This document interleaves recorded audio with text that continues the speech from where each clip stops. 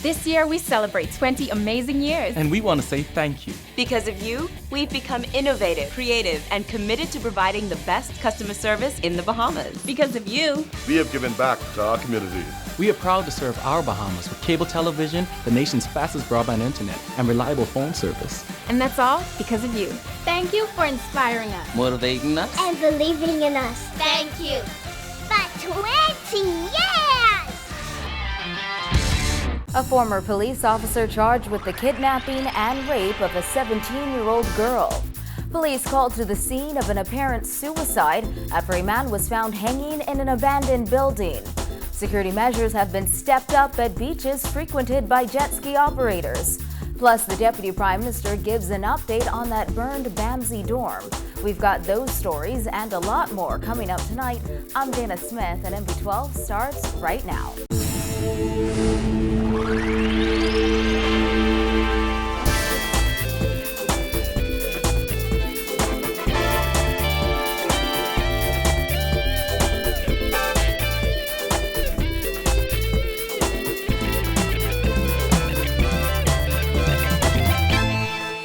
Topping news tonight, a former police officer has been charged with the kidnapping and rape of a 17-year-old girl. 23-year-old DeAndre Rigby appeared before Magistrate Andrew Forbes this morning. His arraignment comes after police confirmed a police constable and a Defense Force Marine were arrested in connection with the reported sexual assault of a Bahamian woman. Handcuffed and shackled, DeAndre Rigby of number 17 Mary Oudent Crescent, Millennium Gardens, was led into the magistrate's court flanked by several officers, where he was charged with kidnapping and rape.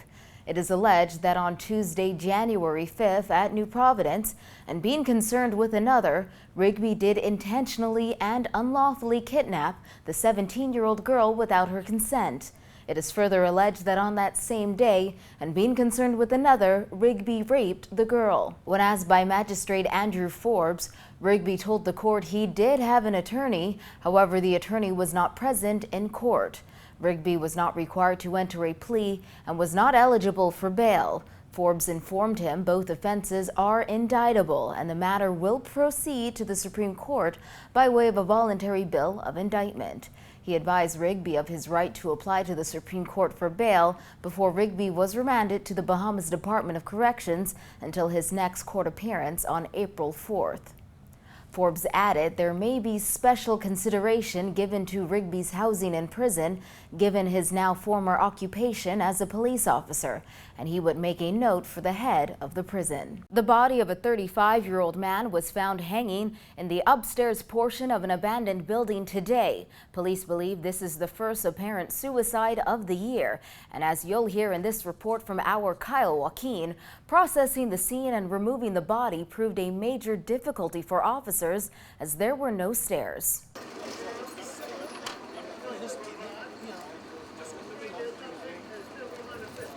It was just after noon that police say people were walking along E Street and noticed the man clad in a red hoodie hanging inside the window of this abandoned building.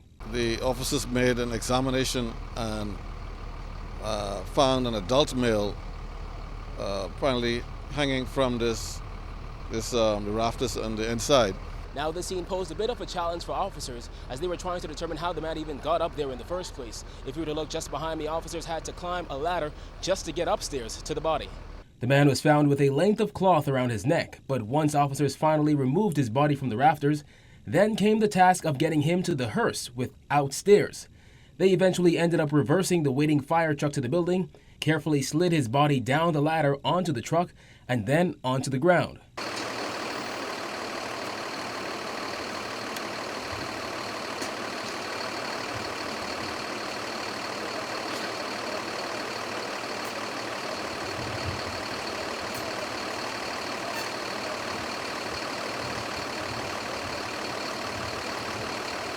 A woman believed to be the victim's mother had to be consoled on the scene as she spoke with police. The victim was said to be seen by his relatives just yesterday. And at the moment, Roll wouldn't say whether foul play was suspected. We're not certain as to what all may have happened, but if we appeal, if anyone would have any information, that they can bring that forward to us and help us to bring some closure to this investigation here this afternoon. Regardless, former Assistant Commissioner of Police and now Bishop of the Church of God of Prophecy, East Street Tabernacle, Hewlin Hanna, said his church is just up the street from where the body was found, and the discovery today is a sad occasion for the area. But it is a very sad reality that many persons have problems that are so unbearable that they find it almost inescapable to in their own minds, this is how it must end.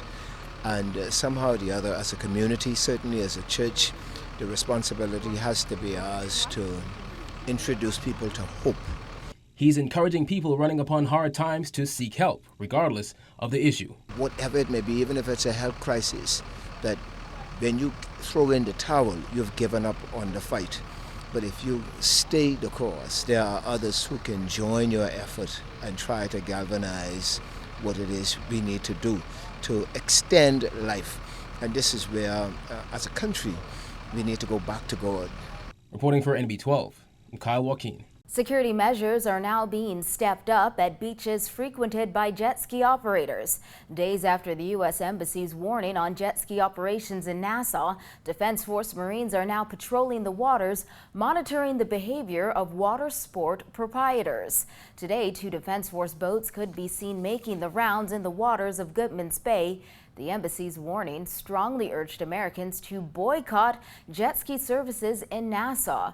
Today, we received a call from a jet ski operator saying that they were being denied access from Goodman's Bay Beach.